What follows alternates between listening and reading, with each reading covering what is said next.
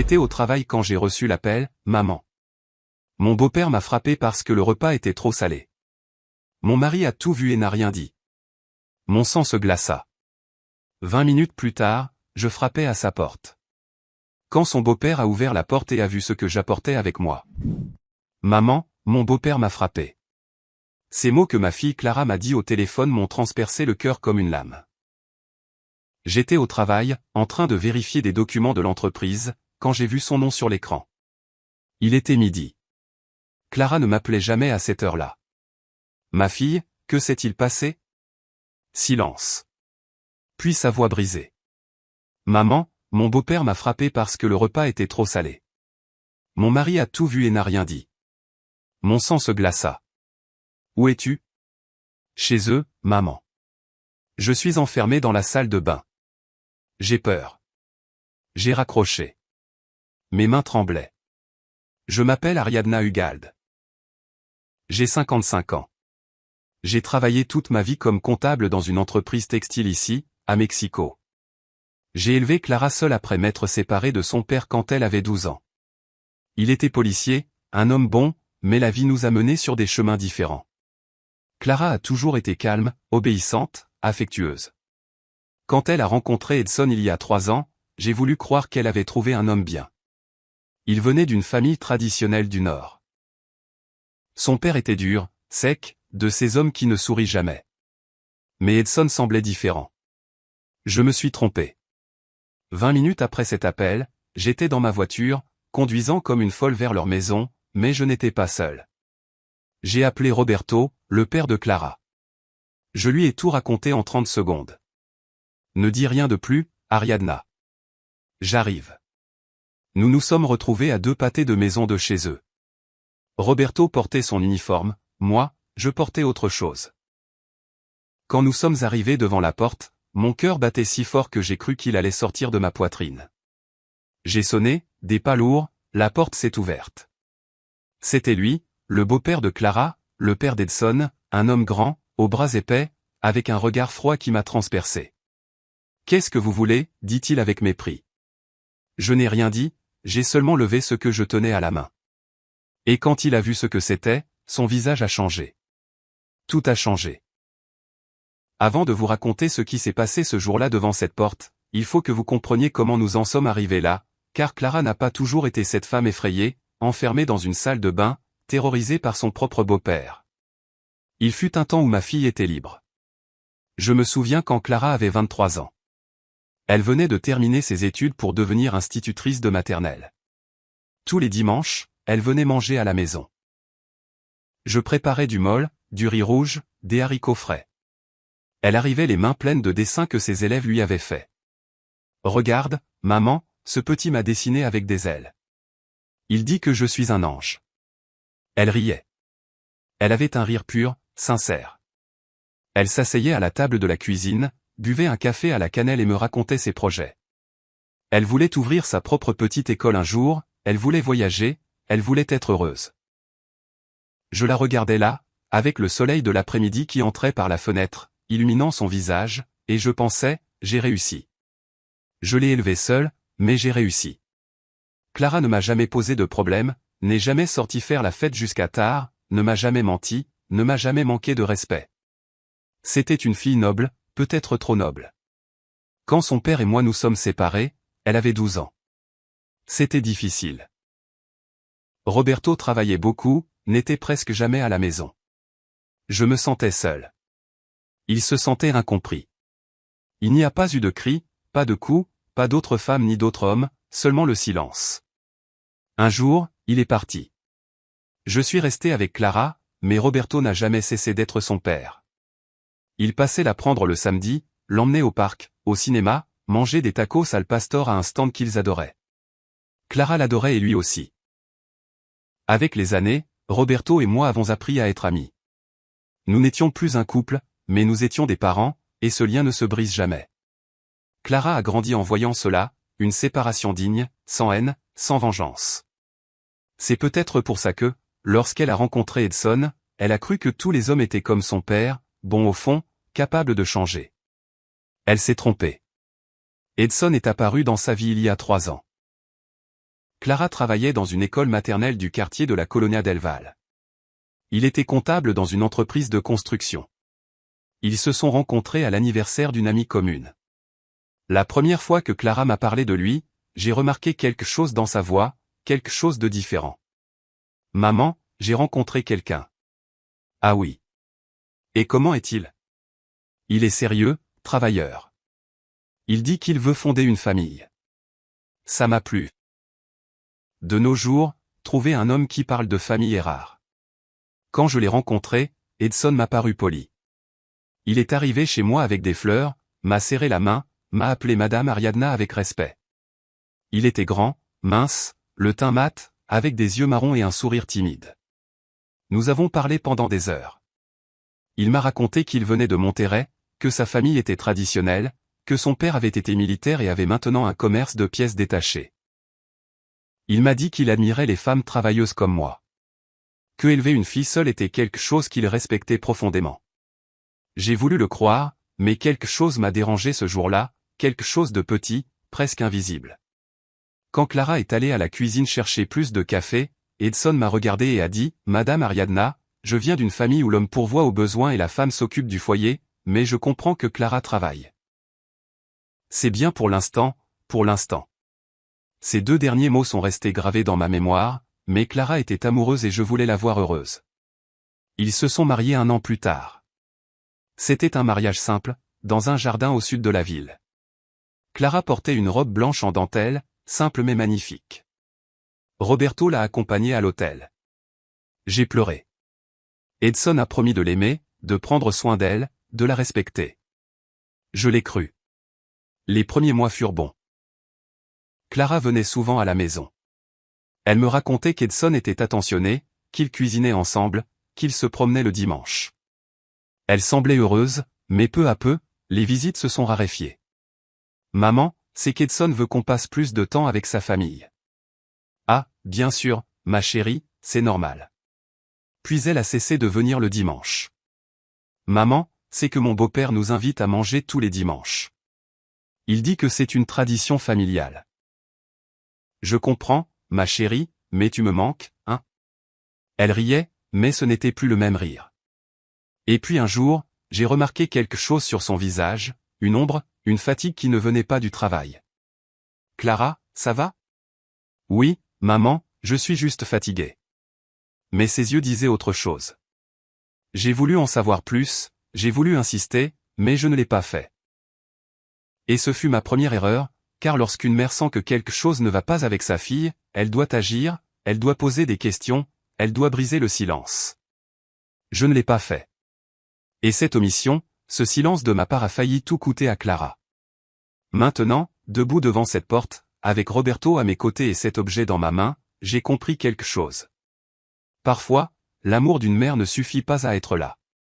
Il faut être présent, il faut agir. Et ce jour-là, j'allais agir. La première fois que quelque chose n'allait pas, c'était 6 mois après le mariage. Je ne l'ai pas vu à ce moment-là. Personne ne l'a vu. Mais maintenant, avec le recul, je comprends que tout a commencé là. C'était un samedi après-midi. Clara est arrivée chez moi sans prévenir. C'était déjà étrange. Depuis qu'elle était mariée, elle prévenait toujours avant de venir. C'est qu'Edson veut savoir où je suis, me disait-elle. Je pensais que c'était de l'affection, de l'attention. Ce n'était pas de l'affection. Ce samedi-là, Clara a frappé à la porte avec les mains tremblantes. Elle avait les yeux rouges, comme si elle avait pleuré. Mais quand je lui ai demandé si ça allait, elle a souri. Oui, maman. Je suis juste venue te voir. Je l'ai prise dans mes bras. Elle sentait le savon à la lavande, la maison propre, ce mélange de chlore et d'adoucissant qu'elle utilisait toujours, mais elle sentait aussi la peur. Je ne sais pas comment l'expliquer. Les mères sentent la peur chez leurs enfants. Nous nous sommes assises dans le salon. Je lui ai servi un jus d'hibiscus. Elle a pris le verre à 2 mains, comme si elle avait besoin de s'accrocher à quelque chose. « Comment va Edson ?» ai-je demandé. « Bien, il travaille beaucoup. »« Et ton beau-père ?» Elle est restée silencieuse juste 1 seconde, mais cette seconde a suffi. « Il va bien aussi. Il est exigeant, mais il est comme ça, exigeant. » Ce mot aurait dû m'alerter, mais je n'ai pas voulu voir. Clara est restée tout l'après-midi avec moi. Nous avons regardé un vieux film, de ceux que nous regardions ensemble quand elle était enfant. Nous avons mangé du pop-corn avec du piment, nous avons ri. Pendant un moment, j'ai senti que tout allait bien, mais quand elle est partie, avant de monter dans sa voiture, elle s'est retournée et m'a dit, « Maman, si un jour j'ai besoin de rester quelques jours avec toi, je peux ?» Mon cœur s'est arrêté. Bien sûr que oui, ma fille. C'est toujours ta maison ici. Pourquoi tu demandes ça? Pour rien, je voulais juste savoir. Elle est partie. Je suis resté sur le pas de la porte, la regardant s'éloigner avec une boule dans l'estomac qui n'est pas partie de toute la nuit. J'aurais dû appeler Roberto. J'aurais dû aller chez elle le lendemain. J'aurais dû lui demander ce qui se passait. Je ne l'ai pas fait parce que Clara m'avait dit que tout allait bien et je voulais la croire. Les semaines ont passé. Clara ne venait plus. Elle ne m'appelait même plus le dimanche. Je la contactais, mais elle avait toujours une excuse. Maman, désolé, c'est que mon beau-père nous a invités à manger. Maman, je ne peux pas, je dois nettoyer la maison. Maman, Edson veut qu'on aille voir sa tante. Toujours quelqu'un d'autre, toujours une autre priorité. Et moi, bêtement, je pensais. Bon, c'est normal, elle vient de se marier, elle construit sa vie. Mais un après-midi, alors que j'étais au supermarché, j'ai vu Clara. Elle était dans le rayon des légumes, en train de choisir des tomates. Elle portait un long pull à manches longues, alors qu'il faisait chaud. Elle avait les cheveux attachés en une queue de cheval basse. Elle paraissait plus mince. « Clara » ai-je crié, excité. Elle s'est retournée. Son visage s'est illuminé une seconde, mais ensuite j'ai vu quelque chose dans ses yeux, quelque chose qui ressemblait à de la panique. « Maman, quelle surprise !» Je me suis approché, je l'ai prise dans mes bras. Elle s'est raidie. « Comment vas-tu, ma chérie ? Ça fait des semaines que je n'ai pas de nouvelles. »« Pardon, maman, j'ai été occupée. »« Occupée à quoi ? Tu ne m'appelles même plus. »« C'est que, tu sais, la maison, le travail. » Edson. Je l'ai bien regardée.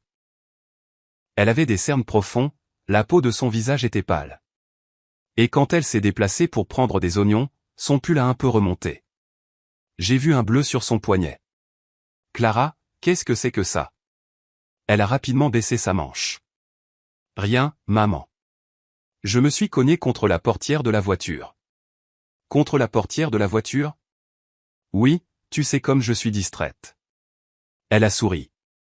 Mais ce sourire n'a pas atteint ses yeux. J'ai voulu insister. J'ai voulu la prendre par le bras, l'emmener chez moi, l'asseoir à la table de la cuisine et lui dire « Dis-moi la vérité. Qu'est-ce qui t'arrive ?»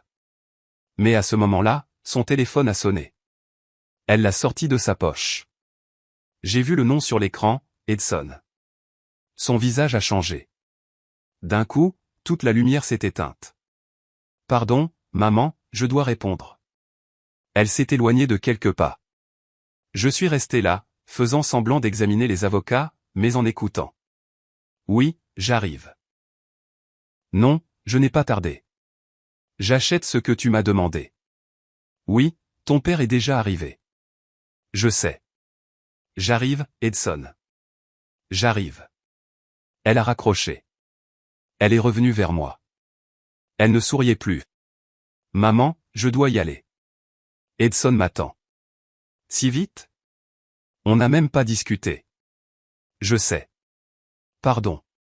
C'est que mon beau-père est arrivé en avance et je dois préparer le dîner. »« Ton beau-père vit avec vous ? » ?»« Non, maman, mais il mange avec nous presque tous les jours. »« Tu sais, Edson est son fils unique et depuis que sa femme est morte, eh bien, il est seul. » Quelque chose s'est serré dans ma poitrine.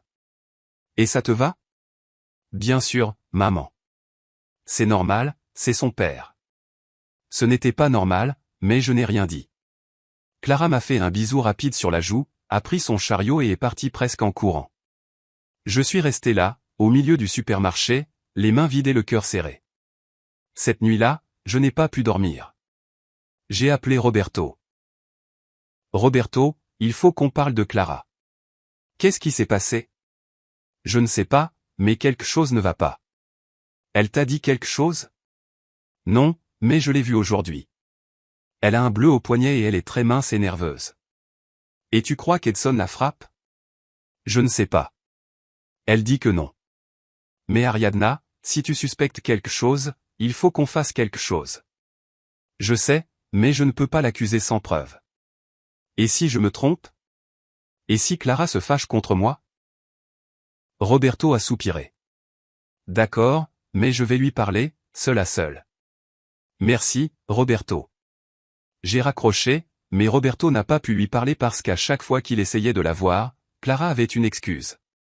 Elle était occupée, elle était fatiguée. Edson ne pouvait pas ce jour-là. Son beau-père avait besoin de quelque chose, toujours quelque chose. Et moi, de loin, je voyais ma fille s'éteindre. Peu à peu, comme une bougie que quelqu'un souffle doucement, constamment, jusqu'à ce qu'il ne reste plus de lumière. 3 mois de plus sont passés. Clara a eu 26 ans. Je lui ai préparé un dîner chez moi. J'ai invité Roberto, j'ai invité ses amis, j'ai invité Edson. Edson est arrivé en retard. Il est arrivé sérieux. Il s'est assis à table sans sourire, sans parler à personne. Clara était à côté de lui, silencieuse, tendue, comme si elle attendait une explosion. J'ai essayé de rendre la soirée agréable. J'ai préparé son plat préféré. Enchilada verte au poulet, riz blanc, haricots frits.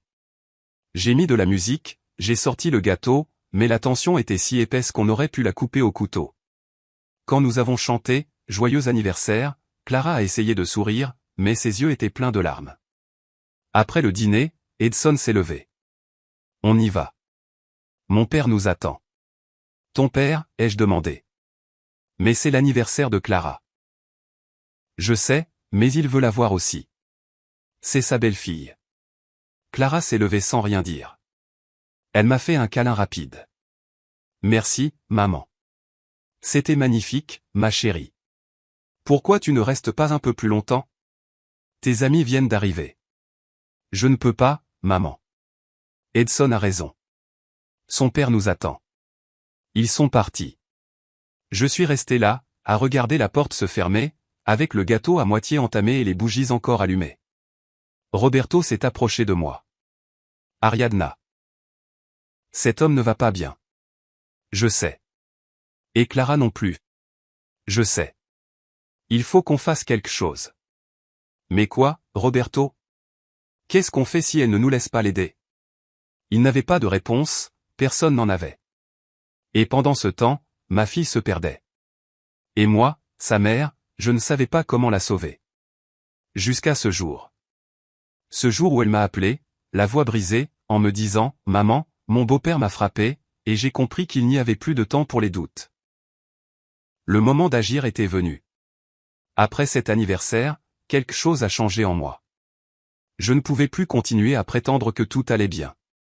Je ne pouvais plus attendre que Clara me dise la vérité, car les mots d'une fille qui souffre n'arrivent pas toujours. Parfois, le silence crie plus fort. J'ai décidé d'aller lui rendre visite sans prévenir. C'était un mardi après-midi. Je suis parti tôt du travail, j'ai inventé une excuse à mon chef et j'ai conduit jusqu'à la maison où Clara vivait avec Edson. C'était une petite maison dans un quartier tranquille au nord de la ville. Rien de luxueux mais joli. Il y avait un petit jardin devant avec des bougainvilliers violets. Quand je suis arrivé, la voiture d'Edson n'était pas là. Ça m'a donné du courage. J'ai frappé à la porte, j'ai attendu. Personne n'a ouvert. J'ai frappé de nouveau. Clara. C'est moi, maman. J'ai entendu des pas lents, comme si quelqu'un hésitait à ouvrir ou non. La porte s'est entr'ouverte. Clara a passé la tête. Elle avait les cheveux lâchés, en désordre. Elle portait un vieux t-shirt et un pantalon de survêtement. Elle avait l'air fatiguée, très fatiguée.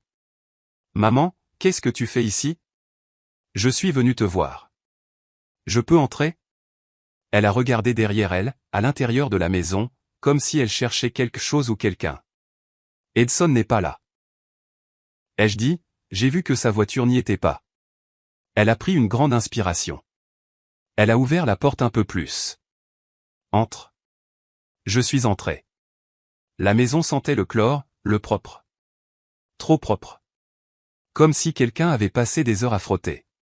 Le salon était impeccable, les coussins du canapé parfaitement arrangés, la table basse sans une trace de poussière, tout à sa place, tout parfait. Trop parfait. Tu veux un café? A demandé Clara. Oui, ma chérie. Merci. Nous sommes allés à la cuisine et là, j'ai vu quelque chose qui m'a brisé le cœur. Sur le mur, à côté de la cuisinière, il y avait une liste écrite à la main avec une écriture d'homme. Il était écrit, règle de la maison. Le repas doit être prêt à 19h pile. La maison doit être propre avant que j'arrive. Ne pas recevoir de visite sans prévenir. Ne pas sortir sans permission. Respecter mon père comme si c'était le tien. Je suis resté glacé. Clara. Qu'est-ce que c'est que ça? Elle a continué à préparer le café sans se retourner. Ce sont les règles d'Edson. Les règles d'Edson. Oui. Il dit qu'une maison fonctionne mieux quand il y a de l'ordre. Et tu es d'accord avec ça? Elle est restée silencieuse, a servi le café dans 2 tasses, m'en a tendu une, s'est assise en face de moi à la table de la cuisine. Maman, je sais que tu ne comprends pas, mais c'est comme ça que fonctionne sa famille. Son père a élevé Edson comme ça et Edson veut que notre maison soit pareille. Et toi? Qu'est-ce que tu veux, toi? Elle a baissé les yeux. Je veux que mon mariage fonctionne. Mais est-ce un mariage, Clara, ou une prison? Elle a levé le visage. Ses yeux étaient pleins de larmes. Ne dis pas ça, maman. Ma fille, ces règles, ce n'est pas normal, ce n'est pas de l'amour, c'est du contrôle. Ce n'est pas du contrôle, c'est de la discipline. Edson dit que les femmes d'aujourd'hui ne savent plus être des épouses, qu'elles ne savent plus s'occuper d'un foyer, que sa mère était différente, elle connaissait sa place. Sa place. Clara, écoute-toi. Depuis quand tu parles comme ça? Depuis que j'ai compris que si je veux que ça marche, je dois m'adapter. T'adapter ou t'annuler. Elle s'est levée. Elle tremblait. Maman, je te remercie d'être venue, mais je n'ai pas besoin que tu me dises comment vivre ma vie. J'ai choisi d'épouser Edson. J'ai choisi ça. Tu as choisi ça. Ou t'ont-ils convaincu que c'est ce qu'il fallait faire? Ça suffit, maman. Son cri m'a coupé le souffle. Clara ne m'avait jamais crié dessus, jamais. Elle a couvert sa bouche avec ses mains, comme si elle n'arrivait pas à croire ce qu'elle venait de faire. Les larmes ont commencé à couler. Pardon, maman, pardon. Je ne voulais pas. Je me suis levé, je l'ai prise dans mes bras. Elle s'est effondrée contre moi. Elle a pleuré comme je ne l'avais pas vue pleurer depuis qu'elle était enfant. Je suis si fatigué, maman, si fatigué. Je sais, ma chérie, je sais. Edson n'était pas comme ça avant. Je te le jure. Quand on s'est connus, il était différent, il était doux, il était attentionné, mais après notre mariage, il a changé. Ou peut-être que je ne l'ai jamais vraiment connu. Il t'a frappé. Elle s'est détachée de moi, a essuyé ses larmes. Non, pas lui. Il ne m'a jamais levé la main dessus. Alors, qui? Silence. Clara. Qui? Elle a fermé les yeux. Son père. Le monde s'est arrêté. Quoi? Son père. Il me crie dessus. Il me dit que je suis une incapable, que je ne sais pas cuisiner, que je ne sais pas nettoyer, que je ne suis pas digne d'être la femme de son fils. Et parfois il me pousse, ou me tire par le bras, ou me jette des choses. Et Edson ne fait rien. Il dit que son père a raison, que je dois apprendre, que sa mère en supportait plus. J'avais du mal à respirer. Clara, c'est de la violence. Non, maman, ce n'est pas de la violence. C'est juste que son père est d'une autre génération. C'est un de ces hommes durs, tu sais comment ils sont. Non, ma fille, ce n'est pas être d'une autre génération, c'est être un agresseur et ton mari est complice. Ne dis pas ça. Pourquoi le défends-tu? Parce que c'est mon mari. Et alors? Ça lui donne le droit de te laisser souffrir? Elle est restée silencieuse. Elle regardait le sol. Ses mains tremblaient. Je me suis agenouillé devant elle. J'ai pris ses mains dans les miennes. Clara, écoute-moi bien. Tu ne mérites pas ça. Tu mérites un homme qui te défende, qui te protège, qui t'aime vraiment. Et si Edson ne peut pas faire ça, alors ce n'est pas l'homme pour toi. Mais maman, je l'aime. Je sais, ma chérie, mais l'amour ne suffit pas. L'amour sans respect n'est pas de l'amour, c'est de la dépendance. Et la dépendance tue. Elle m'a regardé avec ses yeux pleins de douleur et, un instant, j'ai cru qu'elle allait réagir. J'ai cru qu'elle allait me dire, tu as raison, maman, sors-moi d'ici. Mais elle ne l'a pas fait. Au lieu de ça, elle a essuyé ses larmes, s'est levée et a dit, maman, je te remercie de t'inquiéter pour moi, mais je vais bien, vraiment. Je traverse juste une mauvaise passe. Tous les mariages passent par là. Non, Clara, pas tous. Si, maman. Toi et papa, vous avez eu des problèmes aussi. Mais ton père n'a jamais laissé personne me manquer de respect et je ne l'ai jamais laissé me contrôler. Eh bien, c'est peut-être pour ça que vous vous êtes séparés. Ces mots m'ont fait plus mal que je ne l'aurais cru. Clara l'a remarqué. Son visage a changé. Pardon, maman, je ne voulais pas dire ça. Je suis confuse, je suis fatiguée, mais je te promets que je vais bien. Oui. Je te le promets. Je ne l'ai pas cru, mais je ne pouvais pas la forcer à partir. Je ne pouvais pas la traîner hors de cette maison parce que Clara n'était plus une enfant, c'était une adulte et les décisions lui appartenaient, même si ces décisions la tuaient à petit feu. Je lui ai dit au revoir, je l'ai serrée fort dans mes bras, je lui ai dit que si jamais elle avait besoin d'aide, elle n'avait qu'à m'appeler, à n'importe quelle heure du jour ou de la nuit. Elle a hoché la tête. Elle m'a dit que oui, qu'elle le ferait. Mais je savais qu'elle ne le ferait pas parce que Clara était déjà piégée et, le pire de tout, c'est qu'elle ne le voyait pas ou, peut-être qu'elle le voyait, mais qu'elle avait décidé de se taire, de se soumettre, de supporter, comme tant de femmes, comme sa grand-mère, comme son arrière-grand-mère, comme des générations de femmes qui ont appris que la souffrance en silence était une vertu. Mais je n'allais pas laisser ma fille suivre ce chemin. Je suis sorti de cette maison le cœur brisé, mais aussi avec autre chose, une certitude. Si Clara ne pouvait pas se sauver elle-même, alors je le ferais pour elle. J'ai appelé Roberto le soir même. Il faut que tu sois sur tes gardes. Si Clara m'appelle, si elle me dit que quelque chose s'est passé, il faut que tu sois prêt à agir. Que penses-tu qu'il va se passer? Je ne sais pas, mais quelque chose va se passer. Et quand ça arrivera, je n'hésiterai pas. J'irai la chercher et je la sortirai de là. Et si Edson résiste, alors nous nous occuperons d'Edson et de son père.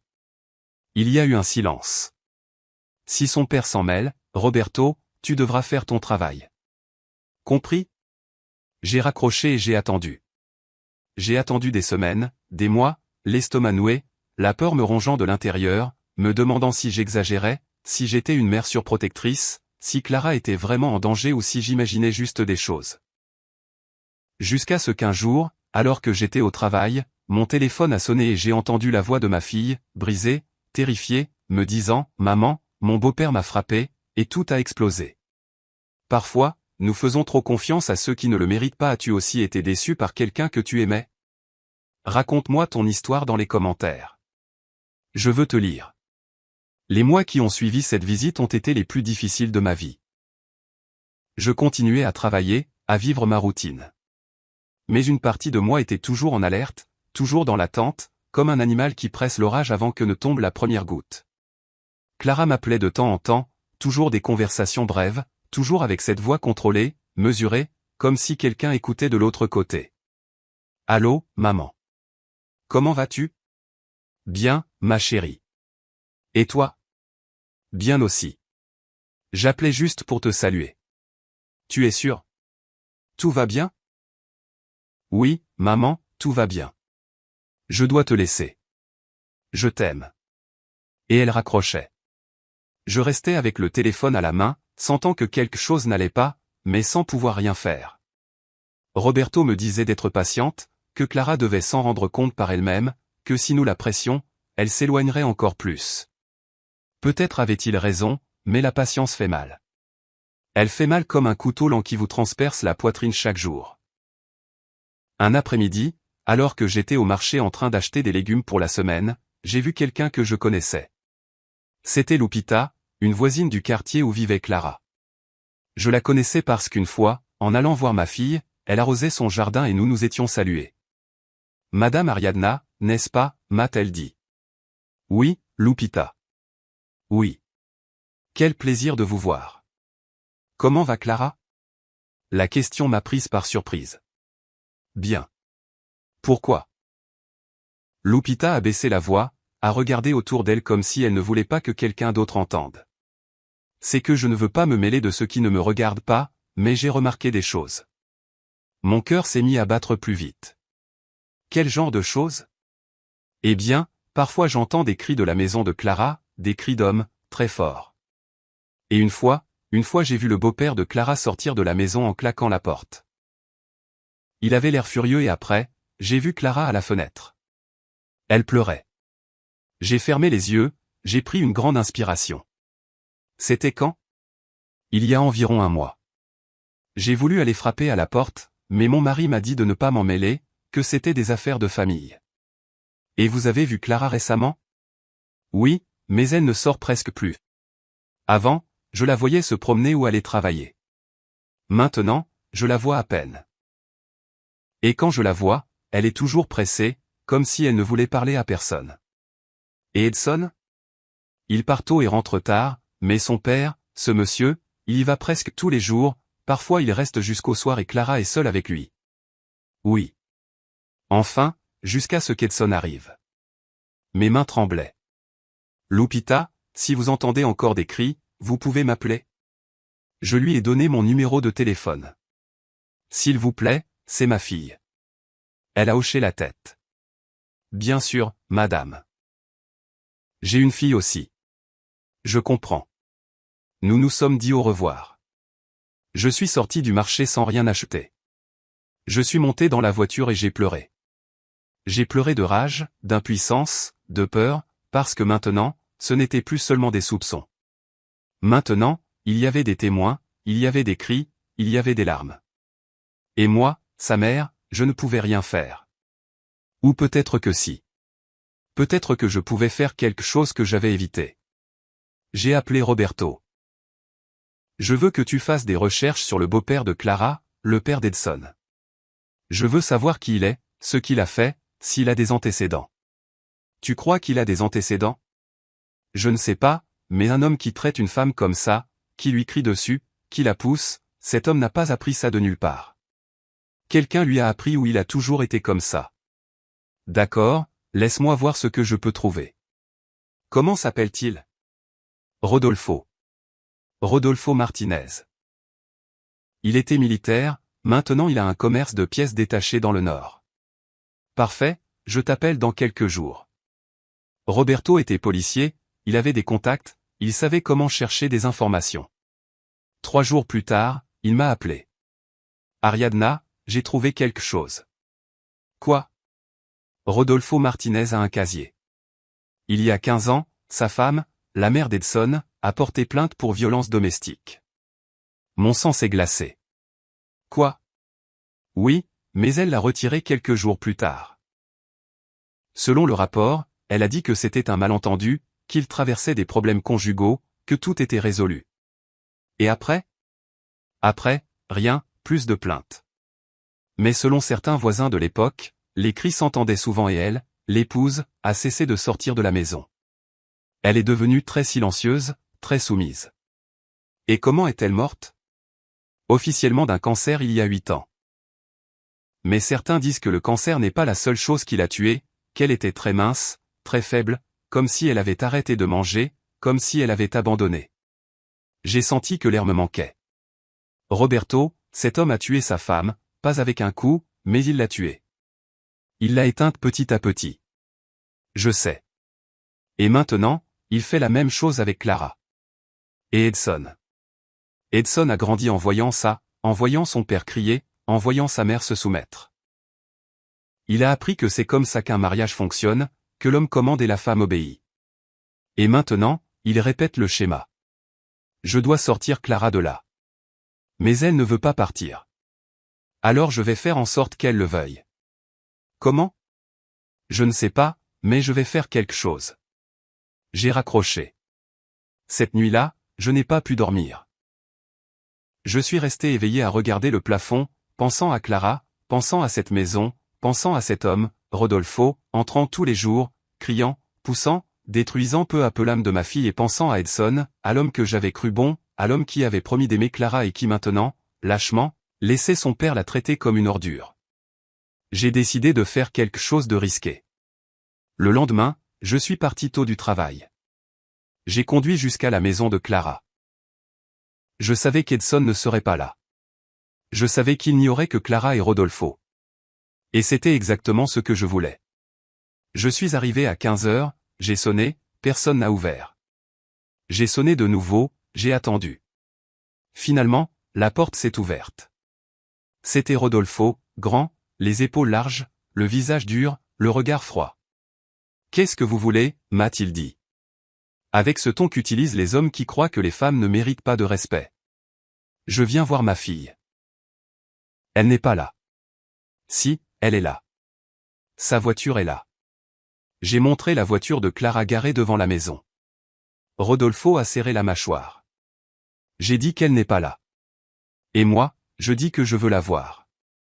Nous nous sommes regardés fixement. C'était un duel silencieux, un duel de volonté.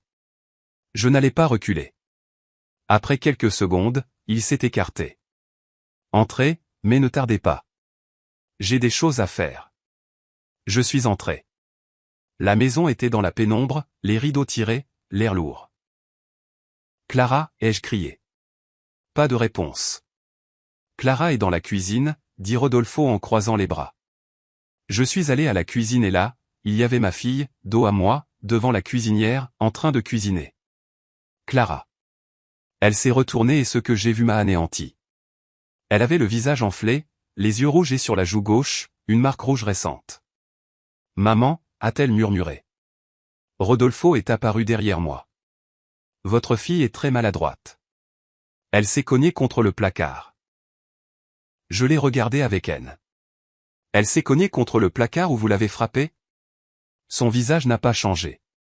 Il n'a montré aucune surprise, aucune culpabilité, seulement du mépris.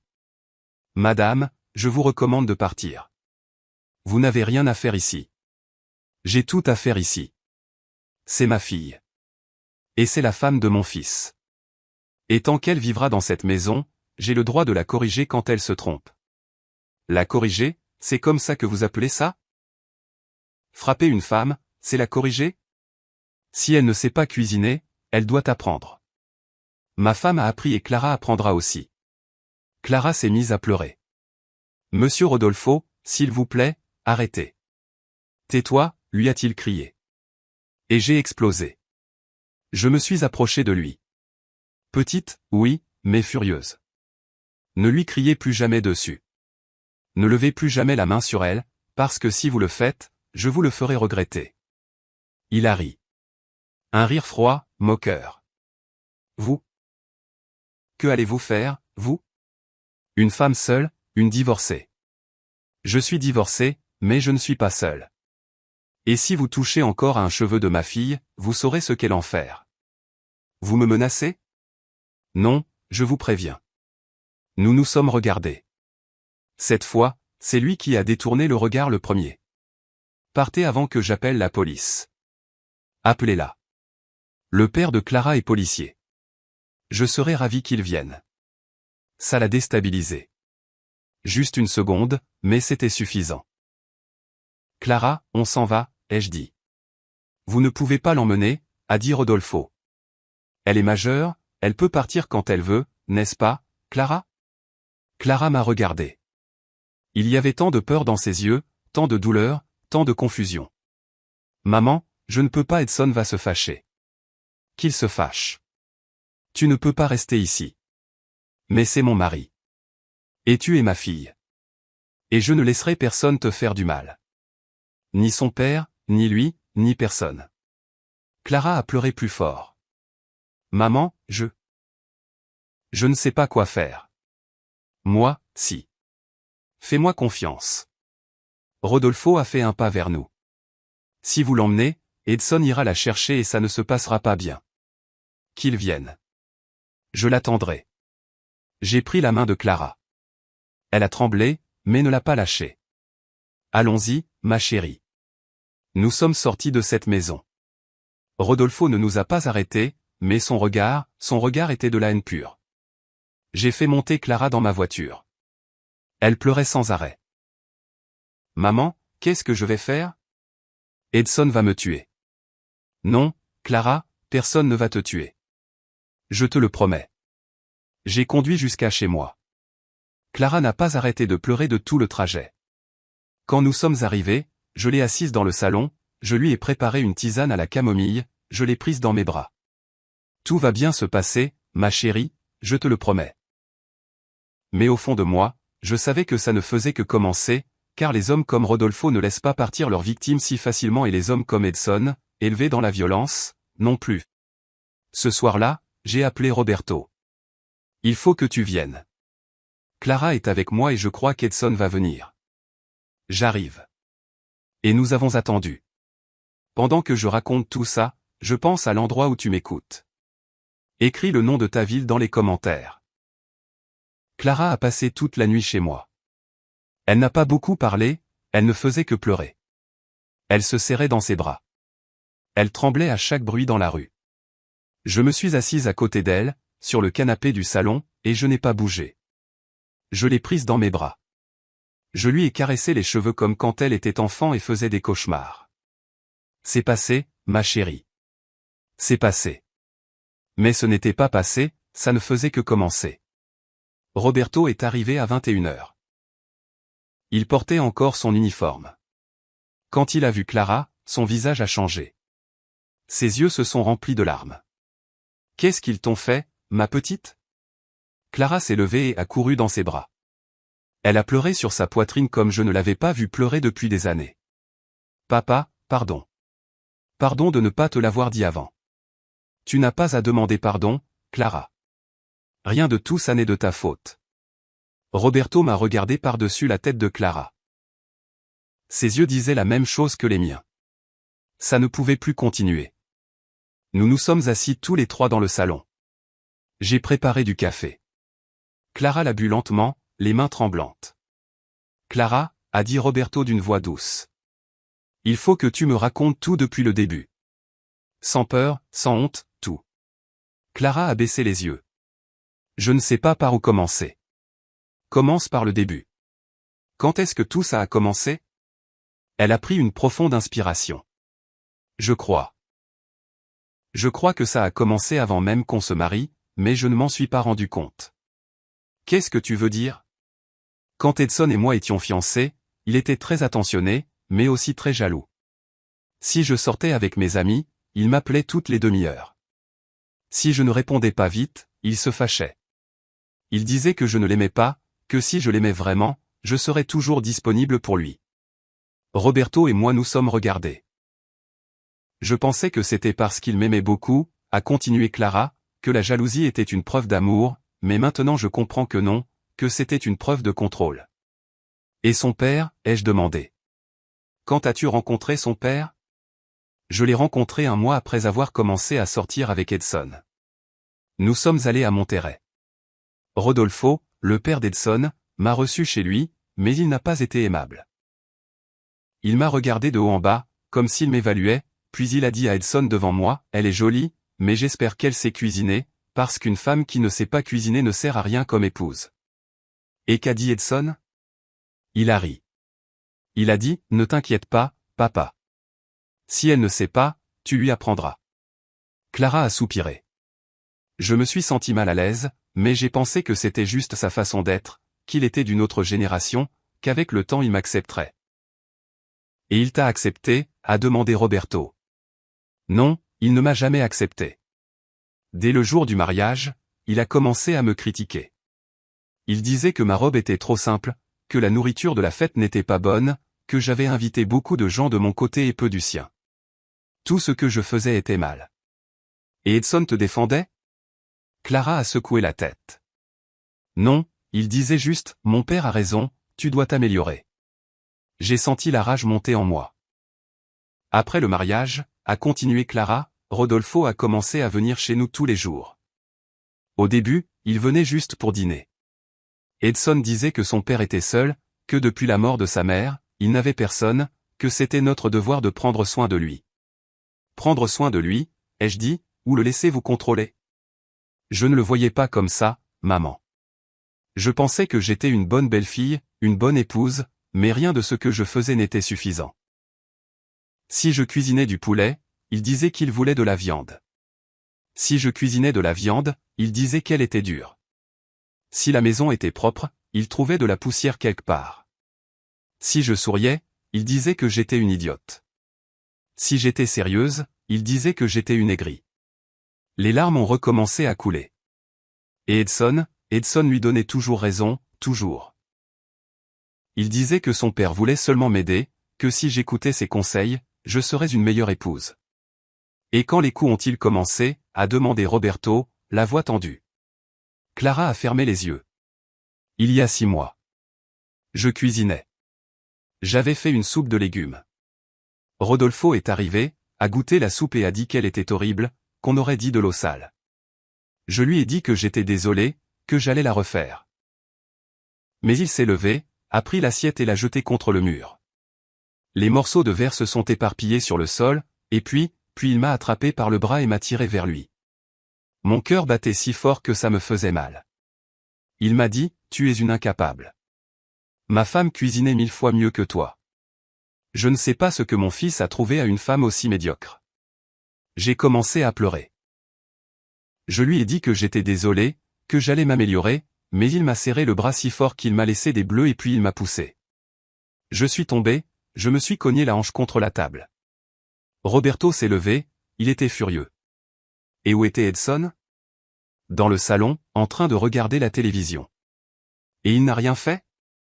Il est entré dans la cuisine, a vu son père me crier dessus, m'a vu par terre et a seulement dit, « Clara, lève-toi, nettoie ce désordre. Et la prochaine fois, cuisine quelque chose de décent. » Le silence qui a suivi était lourd, si lourd que je pouvais à peine respirer. C'était le premier coup, a dit Clara, mais pas le seul. À partir de ce jour, Rodolfo a commencé à être plus agressif, il me poussait, me tirait les cheveux, me pinçait et toujours avec Edson là, voyant tout et ne disant rien. « Pourquoi ne m'as-tu pas appelé avant » a demandé Roberto, la voix brisée. « Parce que j'avais honte, papa. Parce que je pensais que c'était de ma faute, que si j'étais une meilleure épouse, une meilleure cuisinière, une meilleure femme, rien de tout ça n'arriverait. »« Clara, écoute-moi bien, » a dit Roberto en s'agenouillant devant elle. « Rien de tout ça n'est de ta faute. Rien. Cet homme est un agresseur et ton mari est un lâche. Et ils méritent tous les deux d'aller en prison. Mais papa, je l'aime. J'aime Edson. Aimer quelqu'un qui te laisse souffrir, ce n'est pas de l'amour, ma chérie, c'est de la peur. » Clara a couvert son visage avec ses mains. Je ne sais pas quoi faire. Je ne sais pas comment m'en sortir. Je me suis approché d'elle. J'ai pris ses mains dans les miennes. Tu en es déjà sortie, Clara. Tu es ici avec nous. Tu es en sécurité. Mais Edson va venir. Il va me forcer à rentrer. Qu'il vienne, a dit Roberto. Je serai là et il ne t'emmènera nulle part. Et s'il amène son père? S'il amène son père, c'est encore mieux, parce que je l'arrêterai pour agression. Mais papa, je n'ai pas de preuves. Je ne suis pas allé chez le médecin. Je n'ai pas pris de photos des bleus. Les preuves sont sur ton corps et il y a aussi ton témoignage. C'est suffisant. Clara a secoué la tête. Ça ne suffira pas, Rodolfo a de l'argent, il a des contacts, il peut payer des avocats, il peut dire que je mens, que je suis folle.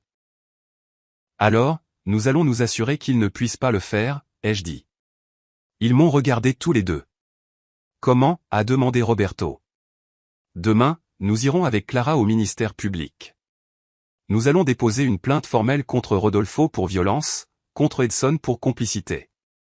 Maman, je ne peux pas.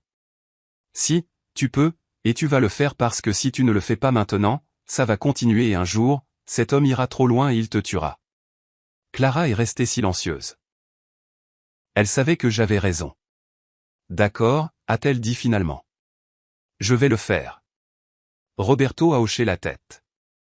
Bien, je t'accompagnerai et je m'assurerai que cette plainte soit prise au sérieux. Nous nous sommes serrés dans les bras tous les trois. C'était une longue étreinte, une étreinte de famille brisée mais unie, de famille qui se bat, qui résiste. Mais ce soir-là, autre chose s'est produit. À 23 heures, on a frappé à la porte. Nous sommes restés tous les trois figés. C'est lui, a murmuré Clara. Roberto s'est levé. Il s'est approché de la porte. Qui est-ce, a-t-il demandé sans ouvrir. C'est Edson. Je suis venu chercher ma femme. Elle n'est pas ici. Je sais qu'elle est là. Sa mère l'a emmenée. Je veux lui parler. Il n'y a rien à dire. Va-t'en. Je ne pars pas sans Clara. La voix d'Edson semblait désespérée, furieuse. Roberto a ouvert la porte. Juste un peu, assez pour qu'Edson voie son uniforme. Je t'ai dit de partir. Si tu ne pars pas, je t'arrête pour trouble à l'ordre public. Tu me menaces? Non, je te préviens. Clara est ici de son plein gré et elle ne partira pas avec toi. C'est ma femme, elle doit venir avec moi. C'est une personne, pas ta propriété. Edson a essayé de pousser la porte. Roberto l'a retenu. Fais un pas de plus et je te passe les menottes. Edson est resté immobile. Il respirait fort. Il avait les yeux rouges, comme s'il avait pleuré ou bu, ou les deux. Clara, a-t-il crié. Clara, sors. Il faut qu'on parle. Clara s'est levée du canapé. J'ai essayé de la retenir, mais elle m'a fait un signe de la main. Elle s'est approchée de la porte. Roberto s'est écarté. Edson, a dit Clara d'une voix ferme. Je ne reviendrai pas, quoi? Pourquoi? Qu'est-ce que ta mère t'a dit? Elle te met des idées dans la tête? Personne ne m'a rien mis dans la tête. J'ai vu la vérité. Quelle vérité? Que ton père m'a frappé et que tu l'as laissé faire. Mon père ne faisait que t'éduquer. Non. A crié Clara. Ton père me maltraite et tu es complice. Edson est resté silencieux. Pour la première fois, il n'avait pas de réponse. Je t'ai aimé, Edson. Je t'ai vraiment aimé. Mais je ne peux plus continuer à vivre comme ça. Je ne peux plus continuer à prétendre que tout va bien quand ce n'est pas le cas. Clara, s'il te plaît, parlons. Réglons ça. Il n'y a rien à régler. Demain, je vais au ministère public. Je vais porter plainte contre ton père et, si nécessaire, contre toi aussi. Le visage d'Edson a changé. De la supplication à la fureur. Tu vas porter plainte contre moi? Après tout ce que j'ai fait pour toi? Qu'est-ce que tu as fait pour moi, Edson? Me laisser souffrir? Laisser ton père m'humilier? C'est ça que tu as fait pour moi? Je t'ai donné un foyer, je t'ai donné mon nom, je t'ai donné. Tu ne m'as rien donné, tu m'as seulement pris. Tu m'as pris ma dignité, ma paix, mon bonheur. Edson a fait un pas en arrière comme si les mots de Clara étaient des coups. Tu vas le regretter, a-t-il dit d'une voix froide. Vous allez le regretter tous les deux. Roberto s'est placé devant lui. C'est une menace? Non, c'est une promesse, parce que mon père ne va pas se taire et moi non plus. Il a tourné les talons et est parti. Il est monté dans sa voiture et est parti à toute vitesse. Roberto a fermé la porte. Il m'a regardé. Ce n'est pas fini. Je sais. Cet homme va revenir et il amènera probablement son père. Je sais. Et quand ils reviendront, ça va être moche. Je sais, Roberto, mais ça m'est égal parce que cette fois, je ne les laisserai pas faire de mal à ma fille. Clara nous a serrés dans ses bras tous les deux. Merci. Merci de ne pas m'avoir laissé seul. Tu ne seras jamais seule, ma chérie, ai-je dit, jamais. Cette nuit-là, nous avons dormi tous les trois dans le salon, Roberto sur le fauteuil, Clara et moi sur le canapé-lit. Je n'ai pas pu dormir. Je suis resté éveillé à regarder la porte, attendant qu'on frappe de nouveau, mais personne n'a frappé. Et ça m'a fait encore plus peur, parce que les hommes comme Rodolfo et Edson n'abandonnent pas facilement, et quand ils reviennent avec tout. Le jour suivant s'est levé avec un ciel gris, des nuages denses, comme si même le temps savait ce qui allait arriver. Clara s'est réveillée tôt. Elle avait des cernes profonds, elle n'avait pas bien dormi. Aucun de nous d'ailleurs. J'ai préparé du café, j'ai fait des œufs brouillés avec des haricots, j'ai mis la table, j'ai essayé de faire en sorte que tout paraisse normal, mais rien n'était normal. Roberto est arrivé à 8 heures du matin. Il ne portait plus son uniforme, mais des vêtements décontractés, un jean, une chemise blanche, une veste sombre. « Prête ?» a-t-il demandé à Clara. Elle a hoché la tête, mais ses mains tremblaient. « Je serai avec toi tout le temps », ai-je dit en prenant sa main. « Tu n'es pas seule. »« Je sais, maman, mais j'ai peur. » C'est normal d'avoir peur, mais la peur ne peut pas t'arrêter. Tu as déjà fait le pas le plus difficile. Maintenant, tu dois juste continuer. Nous sommes sortis de la maison, nous sommes montés dans la voiture de Roberto. Je me suis assise à l'arrière avec Clara. Elle se cramponnait à ma main comme à une bouée de sauvetage. Pendant le trajet, personne n'a beaucoup parlé, seulement le bruit du moteur, le bruit de la ville, les klaxons, la vie qui suivait son cours, indifférente à notre douleur. Nous sommes arrivés au ministère public à 9h30. C'était un bâtiment gris, froid, plein de gens qui attendaient, des gens au visage fatigué, des gens qui en avaient trop vu, des gens comme nous. Roberto connaissait certains des agents. Il nous a aidés à éviter une partie de la file d'attente. Il nous a conduits à un petit bureau où une femme d'une quarantaine d'années, avec des lunettes et les cheveux attachés, nous attendait. « Bonjour. Je suis Maître Méné, agent du ministère public. Je crois comprendre que vous venez déposer une plainte pour violence. » Clara a hoché la tête. « Oui. Très bien. J'ai besoin que vous me racontiez tout, en détail et calmement. »« D'accord ?» Clara a pris une profonde inspiration et a commencé à parler. Elle a tout raconté depuis le début, la jalousie d'Edson quand ils étaient fiancés, les critiques de Rodolfo, le premier coup, la soupe jetée, les bleus, la peur constante. Maître Méné prenait des notes. Son visage ne montrait aucune émotion, mais ses yeux disaient qu'elle avait entendu cette histoire 1000 fois, avec 1000 visages différents, mais toujours la même histoire. Avez-vous des preuves physiques, des photos des bleus, des rapports médicaux? Clara a secoué la tête. Non, j'avais peur qu'Edson l'apprenne. Il y a des témoins. Une voisine, Lupita. Elle a entendu des cris. Roberto est intervenu. Je peux obtenir son témoignage. Parfait. Ça aide, a dit l'avocate.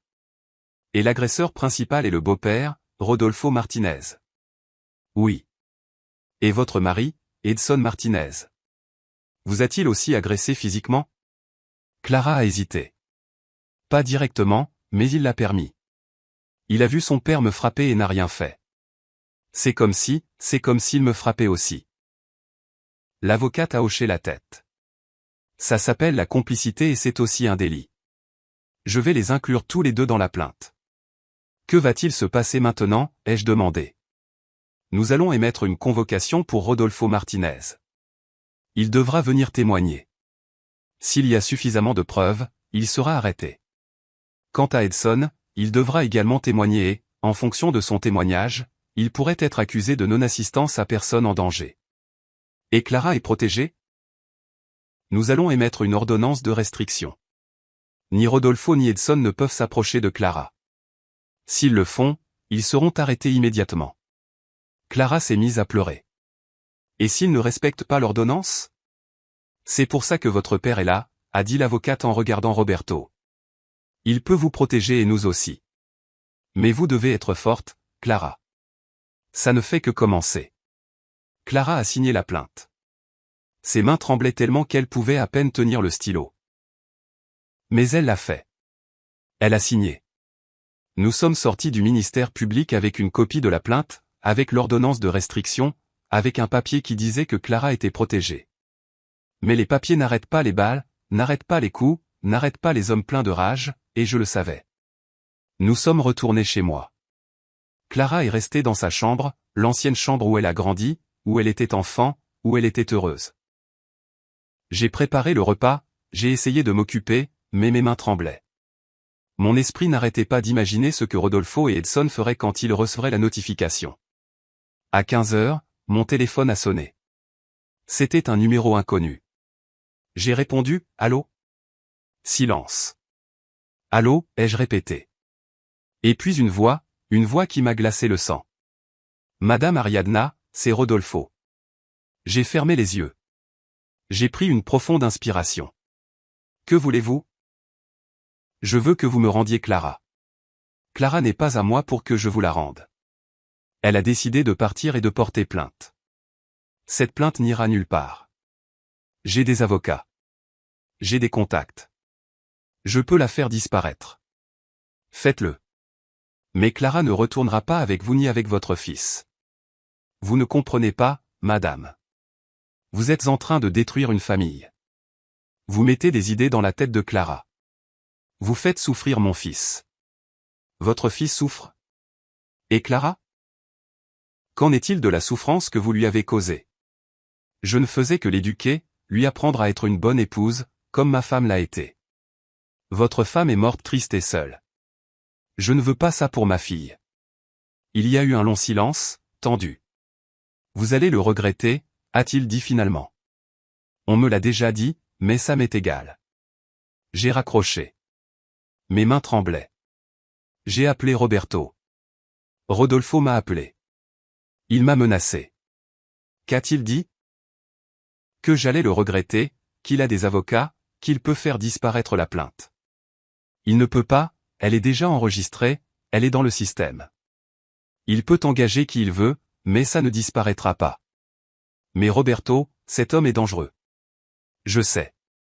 C'est pourquoi je vais rester là avec vous. Je ne laisserai rien vous arriver. Merci. J'ai raccroché. Clara est descendue de sa chambre. Elle avait les yeux rouges. Qui a appelé? Je n'ai pas voulu lui mentir. Rodolfo. Son visage est devenu pâle. Qu'a-t-il dit? Rien d'important, juste des menaces en l'air. Maman, il ne fait pas de menaces en l'air. S'il a dit quelque chose, il le fera. C'est pour ça que ton père va être là et c'est pour ça que nous n'allons pas sortir de la maison jusqu'à ce que ce soit résolu.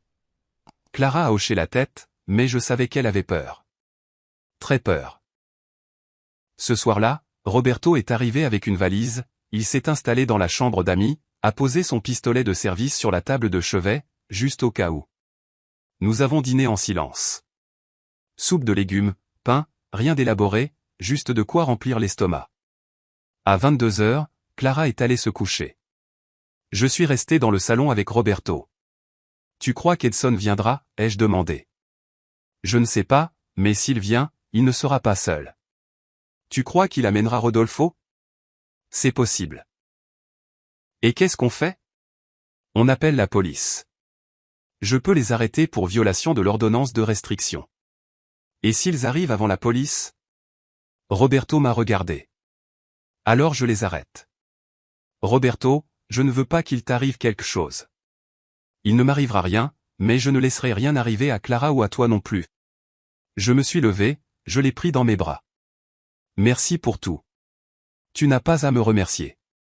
C'est ma fille et je la protégerai toujours. Je suis allé me coucher, mais je n'ai pas pu. Je suis resté allongé à regarder le plafond, à écouter chaque bruit, chaque voiture qui passait, chaque chien qui aboyait. Et puis, à 2 heures du matin, je l'ai entendu. Un moteur s'est arrêté devant chez moi. Je me suis levé, je suis allé à la fenêtre, j'ai regardé à travers le rideau. C'était la voiture d'Edson et il n'était pas seul. Rodolfo était avec lui. Mon cœur s'est mis à battre si vite que j'ai cru qu'il allait sortir de ma poitrine. Ils sont descendus de la voiture. Edson tenait quelque chose dans la main. Je n'ai pas pu voir ce que c'était.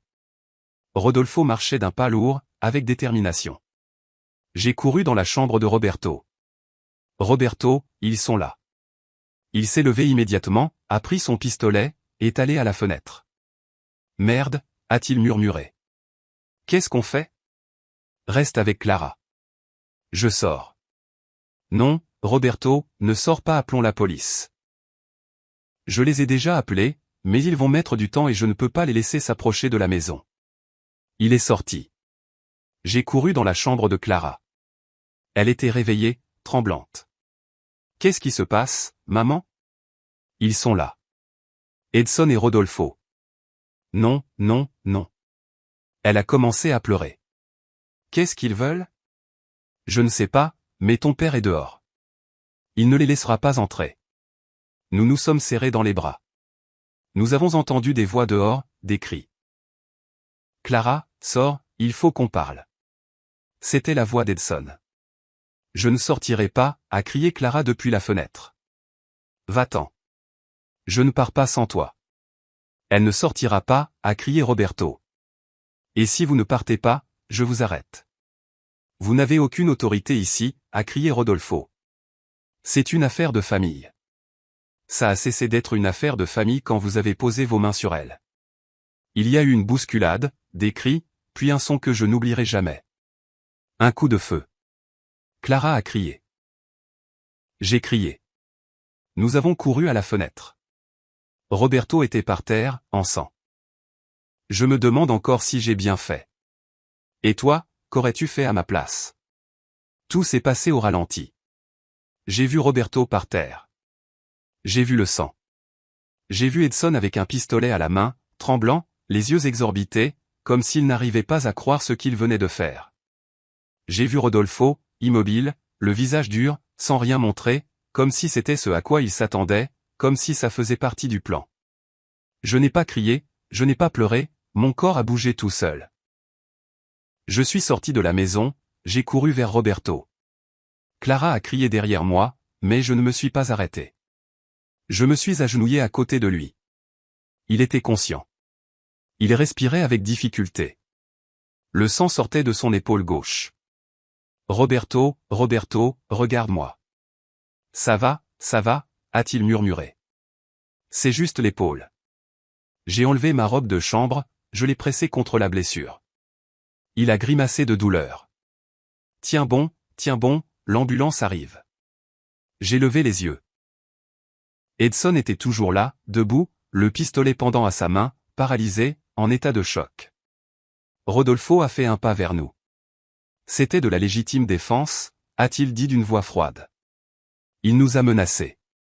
Il a sorti son arme. Mon fils n'a fait que se défendre. Mensonge, ai-je crié.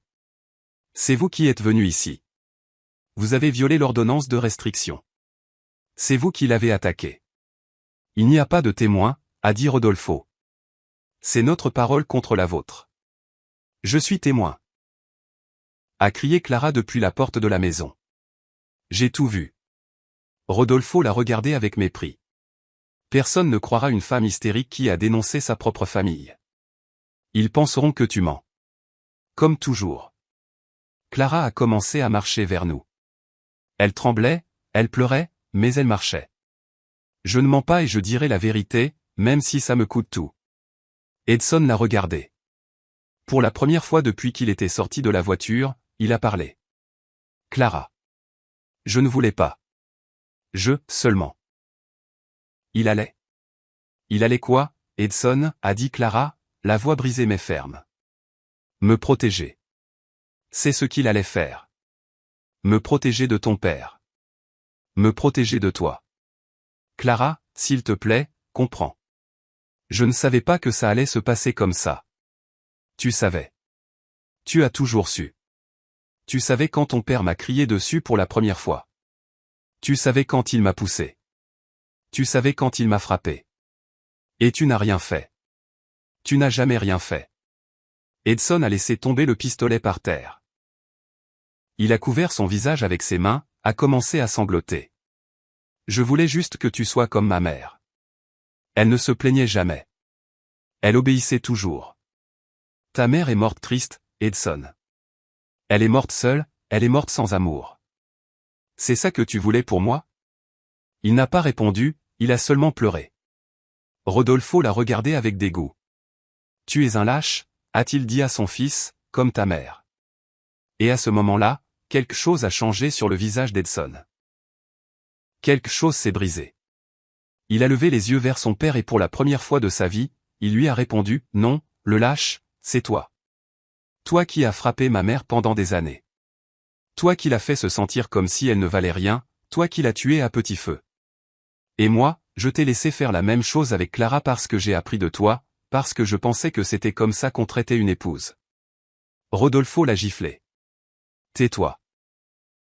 Edson n'a pas bougé, il l'a seulement regardé avec des larmes aux yeux. Non, je ne me tairai plus. Je ne t'obéirai plus. Je ne serai plus comme toi. Les sirènes ont commencé à retentir au loin. Rodolfo a regardé vers la rue. Son visage a changé. Pour la première fois, j'ai vu de la peur dans ses yeux. On s'en va, a-t-il dit à Edson. Non, a dit Edson. Je reste. Quoi? Je reste. Je vais affronter ce que j'ai fait. Je vais dire la vérité. Si tu dis la vérité, tu iras en prison. Je sais et je le mérite. Rodolfo l'a attrapé par le bras. Ne sois pas stupide. On peut encore arranger ça. Edson s'est dégagé. Il n'y a plus rien à arranger. Les voitures de police sont arrivées. 3 voitures, 6 policiers sont descendus, armes au poing. Au sol, tous au sol. Rodolfo a levé les mains. Edson s'est agenouillé. Les policiers leur ont passé les menottes. L'ambulance est arrivée 2 minutes plus tard. Les ambulanciers ont examiné Roberto. Ils ont dit que la balle avait traversé l'épaule, qu'il avait perdu du sang, mais qu'il s'en sortirait. Ils l'ont mis dans l'ambulance. J'ai voulu l'accompagner, mais Clara m'a attrapé par la main. Maman, reste avec moi, s'il te plaît. Je suis resté. Les policiers nous ont interrogés. Moi, Clara, les voisins qui étaient sortis en entendant le coup de feu. Rodolfo n'a rien dit, il regardait juste le sol, la mâchoire serrée. Edson, en revanche, a parlé.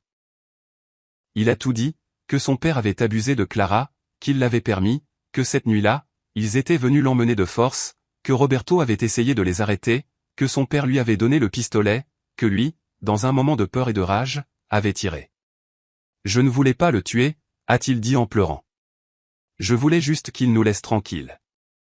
Mais mon père a dit que si je ne tirais pas, il le ferait et moi, seulement, il n'a pas pu finir, il s'est effondré.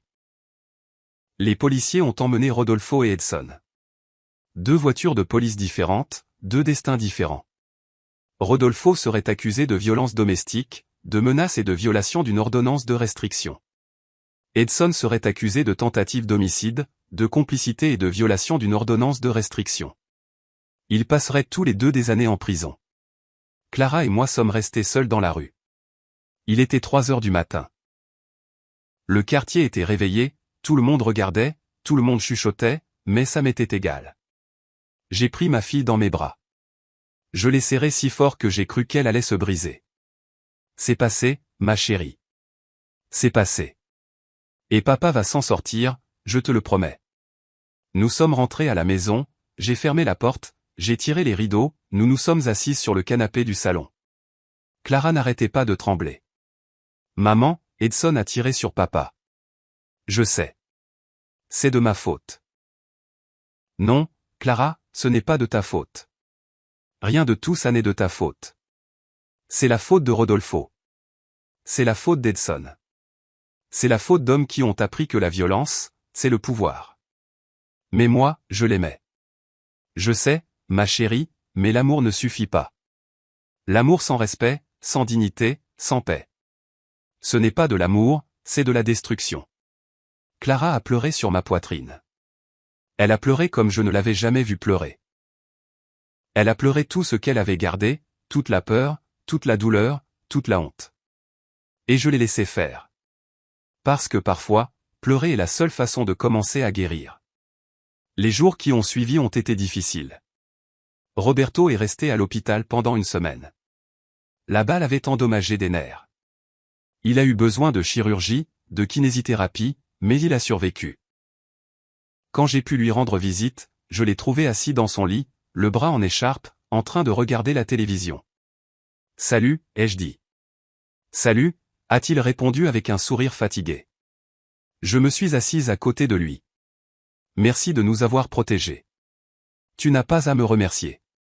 C'était mon devoir. C'était plus qu'un devoir. C'était de l'amour. L'amour d'un père. » Il a hoché la tête. Ses yeux se sont remplis de larmes. « Comment va Clara ? » Mieux, petit à petit. Elle va en thérapie. Elle reconstruit sa vie. Et Edson ?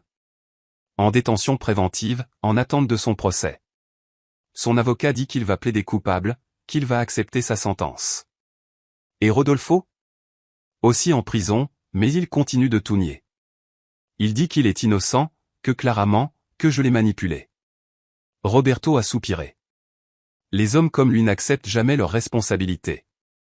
Jamais. Je sais, mais ça n'a plus d'importance, parce que Clara est libre et c'est la seule chose qui compte. Roberto a pris ma main. Tu as bien fait, Ariadna. Tu as sauvé notre fille. Non, nous l'avons sauvée ensemble. Nous sommes restés en silence. Un silence confortable, un silence de deux personnes qui, bien que n'étant plus en couple, formaient toujours une équipe. 6 mois ont passé. Rodolfo a été condamné à 8 ans de prison pour violence domestique aggravée et menaces. Edson a été condamné à 5 ans pour tentative d'homicide avec possibilité de réduction de peine pour avoir coopéré avec la justice. Clara a divorcé. La procédure a été rapide. Edson ne s'y est pas opposé. Il a tout signé sans se battre. Et petit à petit, ma fille a recommencé à sourire. Elle a recommencé à venir à la maison le dimanche. Elle a recommencé à boire du café à la cannelle avec moi.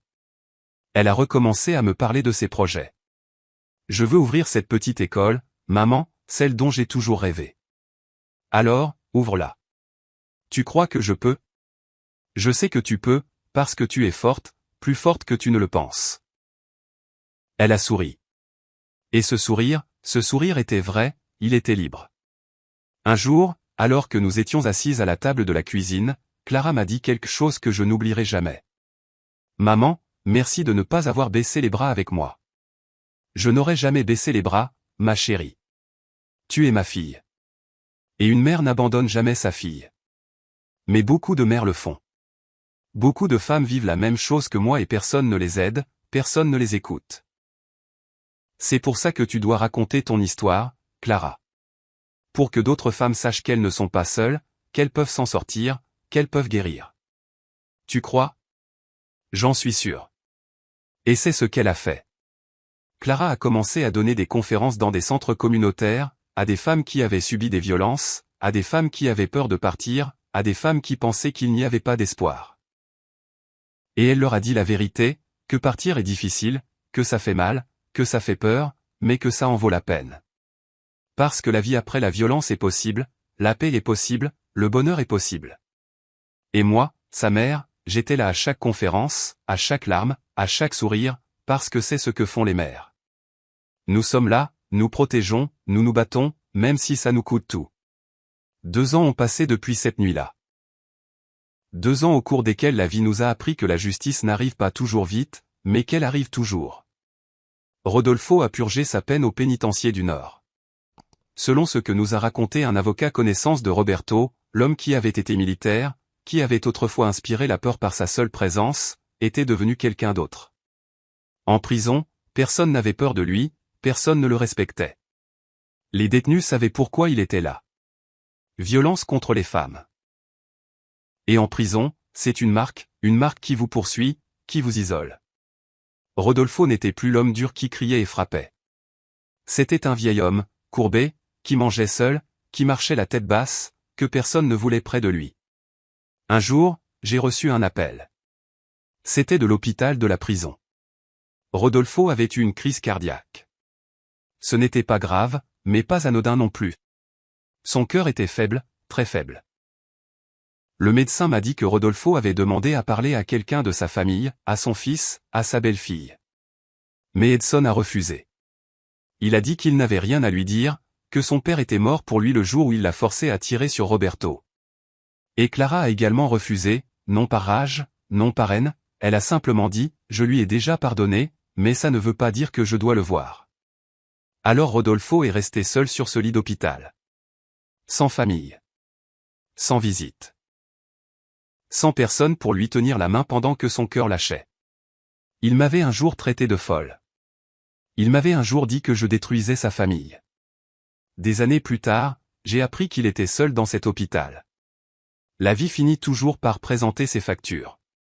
Je n'ai pas ressenti de joie en l'apprenant, mais pas de pitié non plus. J'ai seulement ressenti un équilibre. Parce que Rodolfo a passé ces dernières années exactement comme il a fait se sentir tant de femmes. Seul, effrayé, sans pouvoir. Edson est sorti de prison après 3 ans. Sa peine a été réduite pour bonne conduite et pour avoir coopéré avec la justice. Quand il est sorti, il n'avait nulle part où aller. Sa maison avait été vendue pour payer les avocats. Son père était toujours en prison. Et Clara avait déjà tourné la page. Il a essayé de l'appeler 1 fois, 2 fois, 10 fois. Elle n'a jamais répondu. Jusqu'au jour où Clara a décidé de le voir. Non pas parce qu'elle voulait retourner avec lui, non pas parce qu'il lui manquait, mais parce qu'elle avait besoin de clore ce chapitre de sa vie. Ils se sont donné rendez-vous dans un café, un lieu public, neutre. J'ai voulu l'accompagner, mais Clara m'a dit, non, maman, je dois le faire seule. Je l'ai attendue dehors, assise sur un banc, regardant les gens passer, priant en silence. Une demi-heure plus tard, Clara est sortie. Ses yeux étaient rouges, mais elle ne pleurait pas. Ça va? Ai-je demandé. Oui, ça va. Que s'est-il passé? Il m'a demandé pardon. Il m'a dit qu'il avait suivi une thérapie, qu'il avait compris tout le mal qu'il m'avait fait, que s'il pouvait remonter le temps, il ferait tout différemment. Et toi, que lui as-tu dit? Je lui ai dit que je lui pardonnais, mais que pardonner ne signifie pas oublier, ni revenir, ni lui donner une autre chance. Comment a-t-il réagi? Il a pleuré. Il m'a dit qu'il comprenait, qu'il n'attendait rien de moi, qu'il voulait juste que je sache qu'il changeait, qu'il essayait d'être meilleur. Et tu l'as cru? Clara est restée pensive. Je ne sais pas, maman. Peut-être qu'il change vraiment ou peut-être qu'il a juste appris à dire les bons mots, mais ce n'est plus ma responsabilité de le savoir, ce n'est plus mon problème. Je l'ai prise dans mes bras. Je suis fier de toi, ma fille. Merci, maman, pour tout. Ce fut la dernière fois que Clara a vu Edson. Des mois plus tard, j'ai appris par une amie qu'Edson avait déménagé dans une autre ville, qu'il travaillait dans le bâtiment, qu'il vivait seul, qu'il n'avait pas de compagne, qu'il ne parlait à personne de son passé. Certains diraient que c'est triste, qu'un homme mérite une seconde chance. Et peut-être qu'il la mérite, mais pas avec la femme qui l'a blessé, pas avec la famille qui l'a détruite. Edson a perdu Clara pour toujours et ce fut sa plus grande condamnation, plus grande que la prison, plus grande que le rejet de son père. Il a perdu l'amour d'une femme bonne et ça, il ne le récupérera jamais. Roberto s'est complètement rétabli, enfin, presque complètement. Son bras gauche n'a jamais retrouvé la même force. Il a dû quitter son poste de policier de terrain et a été muté à un poste administratif. Au début, il était frustré. Il disait que la rue, l'action, se sentir utile lui manquait. Mais avec le temps, il a trouvé une autre façon d'être utile. Il a commencé à donner des conférences dans les écoles, aux jeunes, sur la violence domestique, sur comment reconnaître les signes d'abus, sur comment protéger les femmes de leur famille. Et les jeunes l'écoutaient parce que Roberto ne parlait pas comme un policier, il parlait comme un père, comme un homme qui avait vu la douleur de près, qui avait saigné pour protéger sa fille. Un jour, après l'une de ses conférences, un garçon d'environ 17 ans s'est approché de lui. « Monsieur Roberto, mon père frappe ma mère et je ne sais pas quoi faire. » Roberto s'est agenouillé devant lui, l'a regardé dans les yeux. « Si, tu sais quoi faire. Tu dois la protéger. Tu dois lui dire qu'elle n'est pas seule et tu dois chercher de l'aide. » « Mais comment? Mon père est fort. Je ne peux pas. Tu n'as pas à te battre avec lui. Tu dois juste briser le silence. Parlant à un professeur, à un oncle, à la police. Le silence est ce qui tue, la parole est ce qui sauve. Le garçon a pleuré et Roberto l'a pris dans ses bras. Ce soir-là, Roberto m'a raconté ce qui s'était passé et pendant qu'il parlait, j'ai vu des larmes dans ses yeux. Ariadna. Si j'avais parlé à Clara avant, si je lui avais posé plus de questions, si j'avais insisté. Ne te blâme pas, Roberto. Tu as fait tout ce que tu pouvais et quand Clara a eu besoin de toi, tu as été là. C'est ce qui compte. Il a hoché la tête. Mais il y a tant de Clara dehors, tant de femmes qui souffrent et personne ne fait rien. C'est pour ça que tu parles, pour ça que Clara parle, pour que ces femmes sachent qu'il y a une issue. Roberto a souri. Tu as raison. Quant à moi, ma vie a changé aussi. Après tout ce qui s'est passé, je ne pouvais pas continuer ma routine comme si de rien n'était. Je ne pouvais pas continuer à aller travailler, à vérifier des chiffres, à vivre comme si je n'avais pas vu ce que j'ai vu. J'ai démissionné de mon travail dans l'entreprise textile. Après 30 ans, mes collègues n'ont pas compris, mon chef non plus, mais moi, je comprenais. Je comprenais que la vie est courte, que le temps est précieux et qu'il y a des choses plus importantes qu'un salaire. J'ai utilisé mes économies pour ouvrir quelque chose dont j'avais toujours rêvé. Un refuge pour les femmes victimes de violences.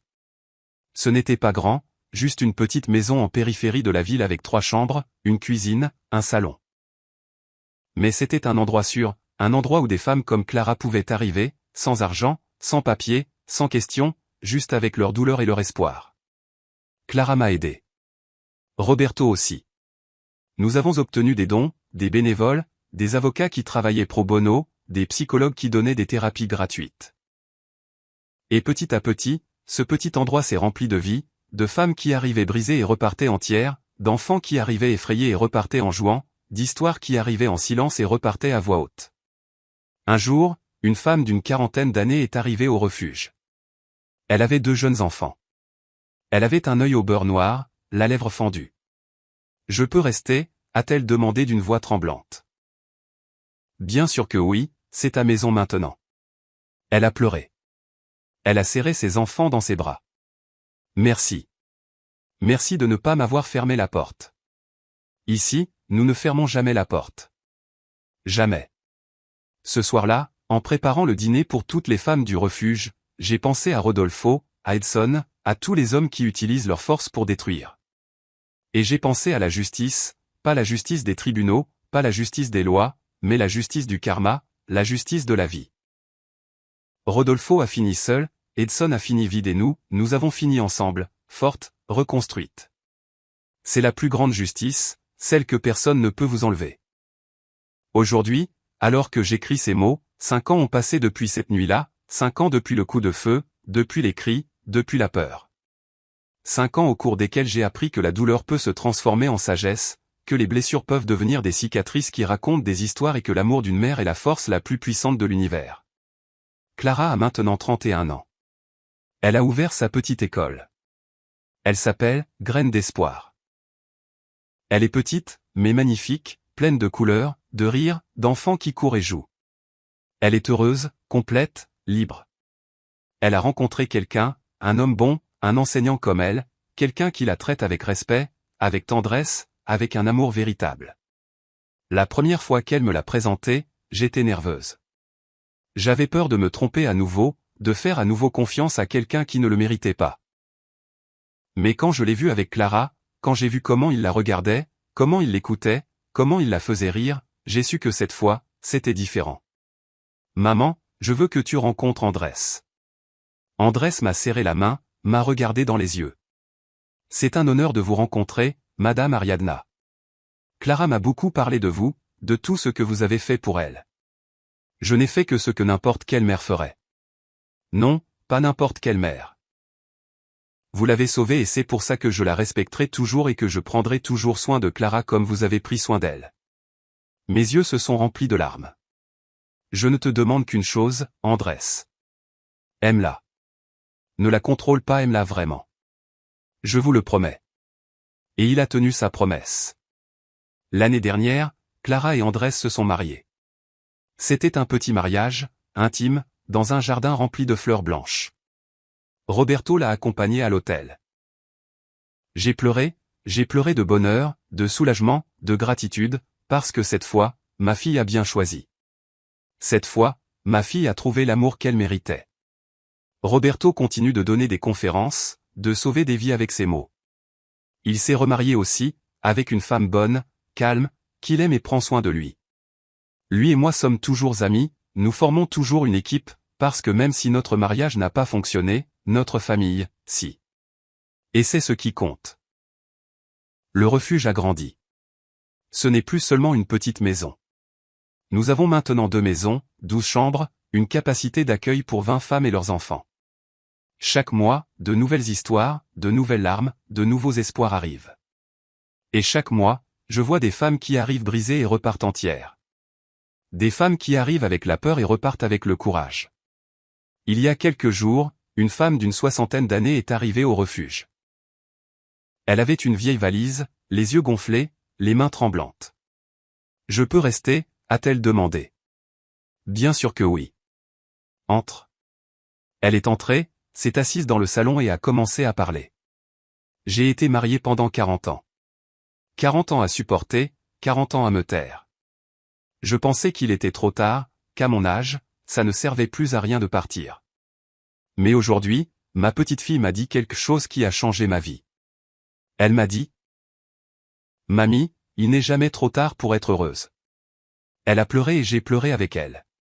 Ta petite fille a raison, lui ai-je dit. Il n'est jamais trop tard.